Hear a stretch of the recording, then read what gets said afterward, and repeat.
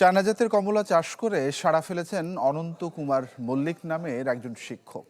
গোপালগঞ্জের কোটালীপাড়ায় বাণিজ্যিকভাবে মাত্র ৫ বছরের পরিচর্যা শেষে এবারে তার গাছগুলোতে প্রচুর পরিমাণে কমলা ধরেছে। স্বাদে এবং গন্ধে মিষ্টতা থাকায় এলাকা জুড়ে রয়েছে চাহিদা। ক্ষেত থেকেই এ সকল কমলা বিক্রি হওয়াতে হয়েছেন লাভবানও। এখন অনেকেই এই কমলা চাষে আগ্রহ দেখিয়েছেন। বাদল সাহার প্রতিবেদন। বসুন্ধরা ডায়াপেন্ট এখন আরো উন্নত। এই hot air through top sheet দ্রুত শোষণ করে সোনামণিকে দেয় কোমল অনুভূতি। গোপালগঞ্জের কোটালীপাড়ার তারকাব্দ গ্রামের শিক্ষক অনন্ত কুমার মল্লিক ৫ বছর আগে ইউটিউব দেখে বাড়ির উঠানে আগ্রহী হন চুইঝাল চাষে, কিন্তু জমি দেখে তাকে কমলা চাষের পরামর্শ দেন কৃষি কর্মকর্তা।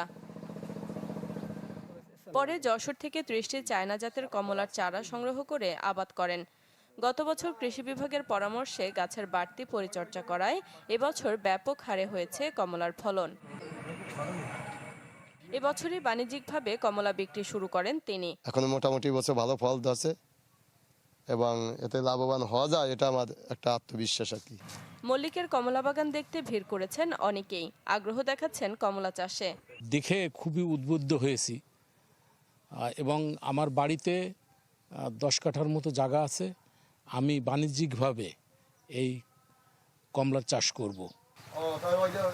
শুধু গোপালগঞ্জ নয়, দেশজুড়ে কমলা বা মাল্টা চাষ করা গেলে আমদানি নির্ভরতা কমে আসায় সাশ্রয় হবে বৈদেশিক মুদ্রা, এমনটাই মনে করছেন এই কৃষি কর্মকর্তা।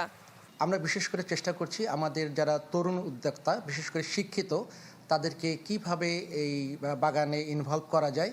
ইতিমধ্যেই গোপালগঞ্জ জেলায় কোটালীপাড়া মকসুদপুরে বেশ কিছু কমলা বাগান এবং মাল্টা বাগান আমরা তৈরি করতে সক্ষম হয়েছি কৃষকদের মাধ্যমে।